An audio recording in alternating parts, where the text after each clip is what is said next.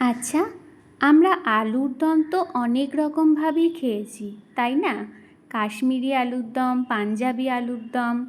একবার আমার কথা শুনে এইভাবে আলুর দমটা বানান তো, দেখবেন মুখে লেগে থাকবে। আমার কাছে মিডিয়াম সাইজের আলু ছিল, তাই আমি এক একটা আলু দিয়ে এক একটাই বানিয়েছি। মানে গোটা আলু দিয়েই বানিয়েছি। আপনাদের কাছে যদি বড় বড় আলু থাকে তাহলে মাঝখান থেকে দুভাগ করে নেবেন।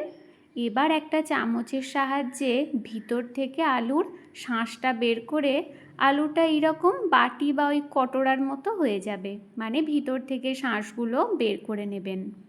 এবার একটা পাত্রে অল্প একটু জলে 1 চামচ নুন দিয়ে তার মধ্যে ওই আলুরগুলো দিয়েছি একটুখানি সিদ্ধ হওয়ার জন্য।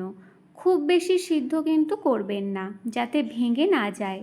এবার কড়াইয়ের মধ্যে সর্ষের তেল দিয়ে একটু জিরে দিয়ে সেই যে আলুর ভিতর থেকে শাঁসটা বের করে রেখেছিলাম সেটা দিয়ে দিয়েছি। অল্প একটু লবণ আর হলুদও দিয়েছি। এবার ভালো করে আলুটা ভাজা ভাজা করব। সাথে একটু গ্রেট করা পনিরও আমি ওর মধ্যে দিয়ে দিয়েছি। এবার আলু আর পনিরটাকে তেলের মধ্যে ভালো করে ভেজে কিছুক্ষণ চাপা দিয়ে রেখে দিয়েছিলাম। আলুটা সুন্দর সিদ্ধ হয়ে গেছে। এদিকেও দেখো 5 মিনিট বয়েল করেই আমি আলুটাকে ঢেলে দিয়েছি। এদিকে যে পুরটা করলাম সেই পুরটাও আমি একটা বাটিতে রেখে দিয়েছি ঠান্ডা করার জন্য। এবার একটা মিক্সিং জারে জিরে, আদা, কাঁচা লঙ্কা আর টমেটো দিয়ে একটা পেস্ট বানিয়ে নেব।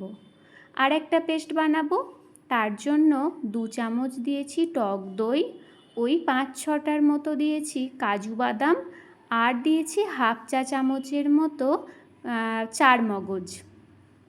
এই সবগুলো দিয়ে একটা পেস্ট বানিয়ে নেব। এবার কড়াইয়ের মধ্যে সর্ষের তেল দিয়ে সেই আলুটাকে ভালো করে ভেজে নেব, পরিমাণ মতো অল্প একটু লবণ আর হলুদ দিয়ে। আলুটা লাল লাল করে ভাজবে। খুব বেশি কিন্তু বারবার বলছি বয়েল করে নেবে না, তাহলে কিন্তু ভাজতে গিয়ে বা পুর ভরতে গিয়ে ভেঙে যেতে পারে। একটু জাস্ট 5 মিনিট গরম জলে ভাপিয়ে ছেঁকে নেবেন। এবার আলু আর পুর দুটোই ঠান্ডা হয়ে গেলে দেখো সেই যে পনিরের পুরটা বানিয়েছিলাম সেটা ওই আলুটার ভিতরে ভালো করে আঙুলের সাহায্যে ভরে ভরে দেব, আর মুখটা ভালো করে চেপে দেব যাতে পুরটা বেরিয়ে না যায়। এবার সর্ষের তেলের মধ্যে সেই জিরে, আদা, কাঁচা লঙ্কা বাটা সেটাকে দিয়ে ভালো করে মিক্সড করে নেব। পরিমাণ মতো অল্প একটু হলুদ দিয়েছি, একটুখানি লবণ দিয়েছি, আর দিয়েছি একটুখানি কাশ্মীরি লঙ্কা গুঁড়ো। সব কিছুকে দিয়ে ভালো করে মশলাটা অল্প একটু জল দিয়ে ভালো করে কষাবো। যখন তেল ছাড়বে তখন সেই কাজু, দই আর চারমগজের পেস্টটা দিয়ে দেব। দইয়ের পেস্টটা দেওয়ার সময় গ্যাসের ফ্লেমটা লো রাখবে, না হলে কিন্তু দইটা কেটে যেতে পারে।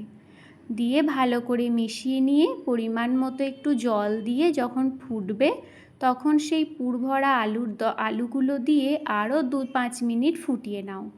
এবার ওপর থেকে গরম মশলা গুঁড়ো আর আমি 1 চামচ ফ্রেশ ক্রিম দিয়েছি, তোমাদের কাছে না থাকলে স্কিপ করতে পারো।